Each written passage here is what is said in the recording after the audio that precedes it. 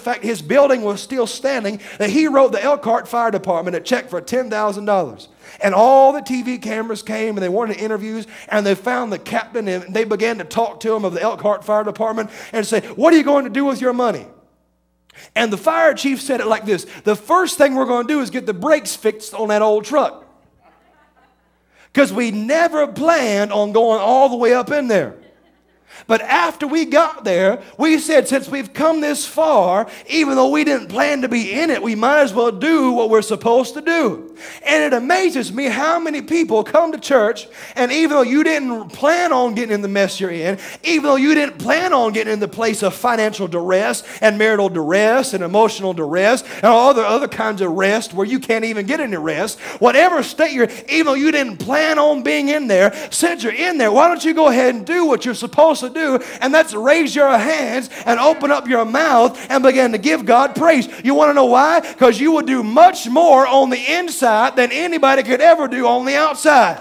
Because anybody can praise when you're on top of the mountain and you can look at the view. But when you're in the valley and God said go over it, and it takes everything within you to believe that God is big enough to give you the strength to cross over, that's when real praise begins to bless God. It's not based upon how you look, and I'm just going to go ahead and tell you, I'm trying to be nice, I really am. Because I love to dress up nice, and I love to look nice. I love to do, but there's sometimes you just got to find a pair of jeans with a hole in it and find a shirt that don't mean anything to you. So when you come to church, you don't care if you roll around on the floor and get the thing dirty.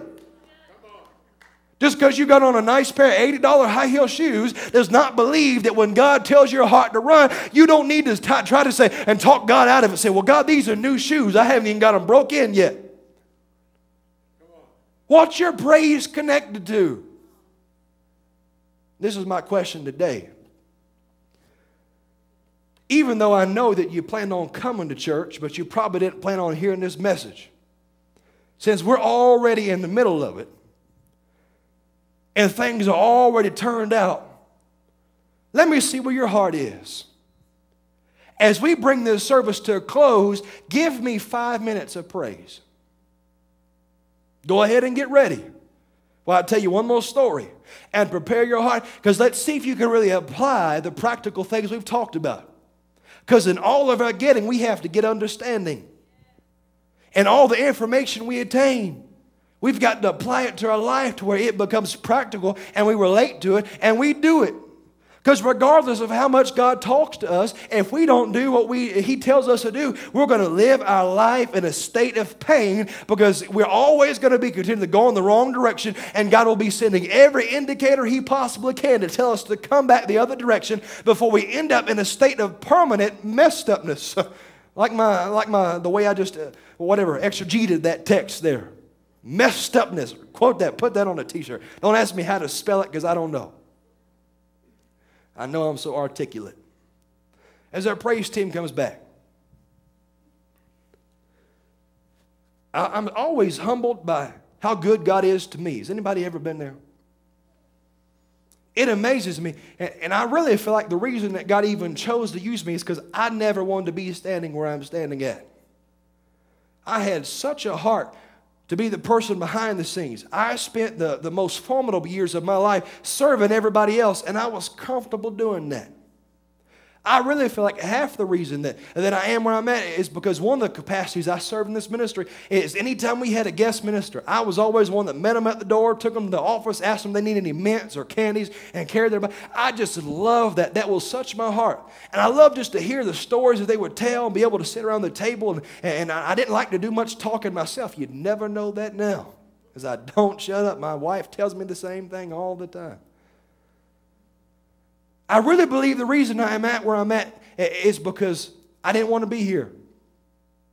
And God will get more glory out of me in reality, because it takes absolute submission in my life to do what I do. Because I sometimes rather be doing something else.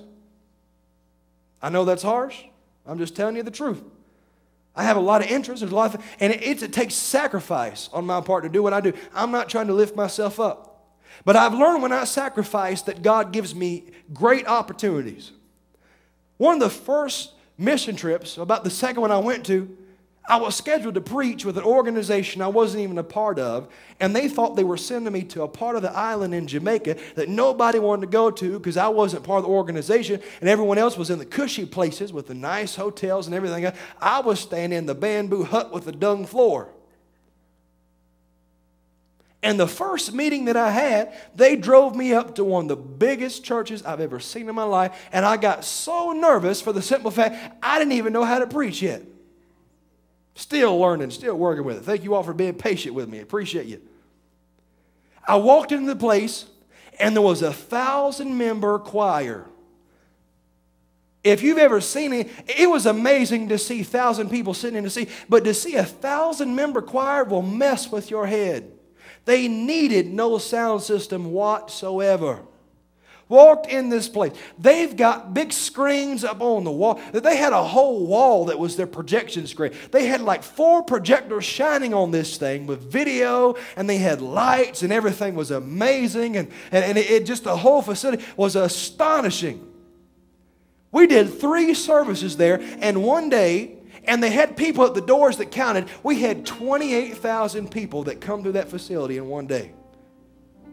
And here I am trying to get everything together with myself. And it amazed me, not at the facility or the lights or how many people, but it was the fact of the matter that there was such an anticipation of what God was going to do, that before the praise team ever began singing, people put their Bibles in their seats and began to immediately just come to the altar. And without even an altar call, people were giving their heart to God, and people were shouting and singing and crying and getting delivered, and church hadn't even started yet.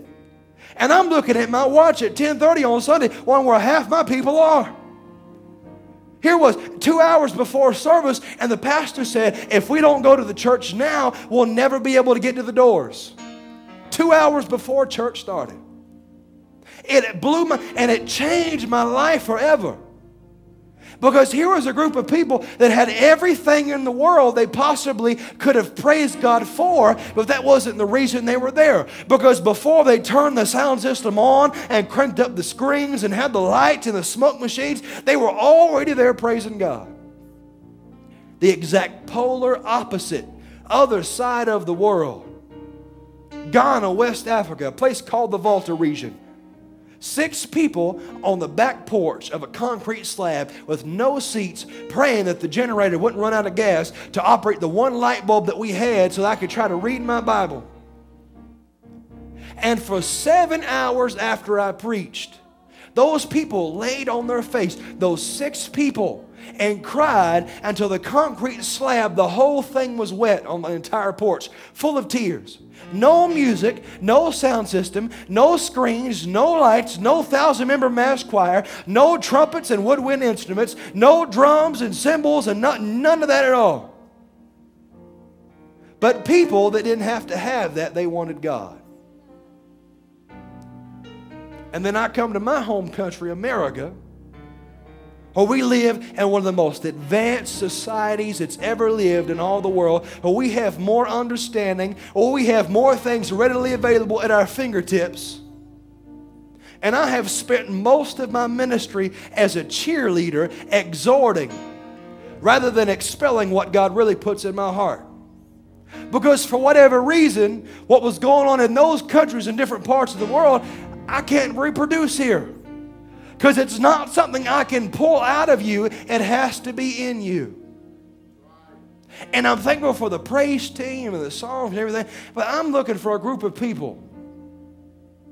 Whether you're the 6 or you're part of the 28,000. That your praise and your worship, and more importantly, your relationship to God is not dependent upon anything or anybody or any place or any sound or anything that moves you in the natural. Why? Because your spirit is so moved for the simple fact that the same Creator that formed the stars in the sky formed you and loves you. It would amaze me if just the people we had in this room tonight, if we could ever cultivate our hearts and get to the place where we really had true worship, it would draw people.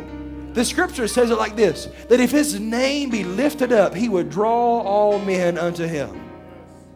I don't think we need to, almost using the word marketing in church in the same sense almost makes me just want to throw up. It really does. Because it shouldn't become so business-like that we have to